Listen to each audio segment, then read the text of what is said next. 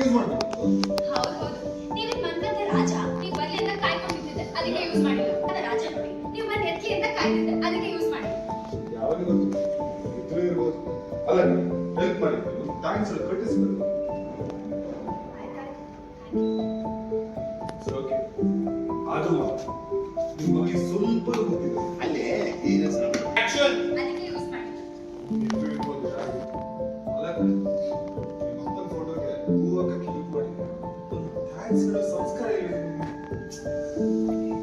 ಸರಿ ಸರಿ, thank you. It's okay. ಆದ್ರೂ ಏನೇ ಹೇಳಿ ಬಾಬಾ, ನಿಮ್ಮ ಮಗಳಿಗೆ ಸ್ವಲ್ಪನೂ ಬುದ್ಧಿ ಇಲ್ಲ. ಓ ಹೆಲೋ, ನನಗೆ ಬುದ್ಧಿ ಇದೆಯಾ ಇಲ್ವಾ ಅನ್ನೋ ಸರ್ಟಿಫಿಕೇಟ್ ನಿಮ್ಮಿಂದ ನನಗೆ ಬೇಕಾಗಿಲ್ಲ. ಅಷ್ಟಕ್ಕೂ ನಮ್ಮ ಅಪ್ಪಗೆ ಯಾಕೆ ಹೇಳ್ತಿದ್ದೀರಾ?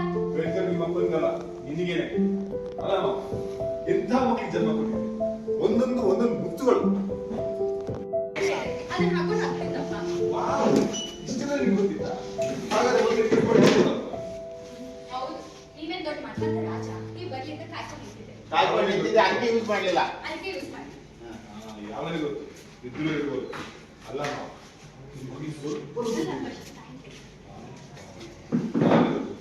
ಅದಕ್ಕೂ ಇದು ಮಾಡಿದ್ದೆ. ಅಲ್ಲ ಕಣ್ ಹೆಲ್ಪ್ ಮಾಡಿದ್ದೀನಿ. ಥ್ಯಾಂಕ್ಸ್ ಕಟ್ಟಿಸ್ಬೇಕು. ಓಕೆ. ಏನೇ ಹೇಳಿ ಮಾ, ನಿಮ್ಮ ಮಗನಿಗೆ ಸ್ವಲ್ಪ ಬುದ್ಧಿ ಇಲ್ಲ. ಹಲೋ, ಬುದ್ಧಿ ಇದೆಯಾ ಇಲ್ವಾ ಅನ್ನೋ ಸರ್ಟಿಫಿಕೇಟ್ ನಿಮ್ಮಿಂದ ನನಗೆ ಬೇಕಾಗಿಲ್ಲ. ಅಷ್ಟಕ್ಕೂ ನಮ್ಮ ಅಪ್ಪಗೆ ಯಾಕೆ ಹೇಳ್ತಿದ್ದೀರಾ? ಹೇಳ್ತಾರೆ ನಿಮ್ಮ ಅಪ್ಪನಿಗಲ್ಲ, ನಿನ್ನಿಗೇನೆ. ಮಾವ ಎಂಥ ಮಕ್ಕಳಿಗೆ ಜನ್ಮ ಕೊಟ್ಟಿದೆ. ಒಂದೊಂದು ಮುತ್ತುಗಳು.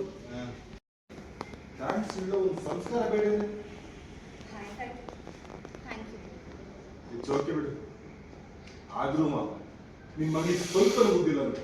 ಓ ಹೆಲೋ, ನನಗೆ ಬುದ್ಧಿ ಇದೆಯೋ ಇಲ್ವೋ ಅನ್ನೋ ಸರ್ಟಿಫಿಕೇಟ್ ನಿಮ್ಮಿಂದ ನನಗೆ ಬೇಕಾಗಿಲ್ಲ. ಅಷ್ಟಕ್ಕೂ ನಮ್ಮ ಅಪ್ಪಗೆ ಯಾಕೆ ಹೇಳ್ತಿದ್ದೀರಾ? ಹೇಳ್ತಿರೋ ನಿಮ್ಮ ಅಪ್ಪನಿಗಲ್ಲ, ನಿನಗೆ ಹೇಳ್ತಿರೋದು. ಅಲ್ಲ ಮಾವ, ಎಂಥ ಮಗನಿಗೆ ಜನ್ಮ ಕೊಟ್ಟಿದ್ದೀರಾ. ಒಂದೊಂದು ಮುಚ್ಚುಗಳು.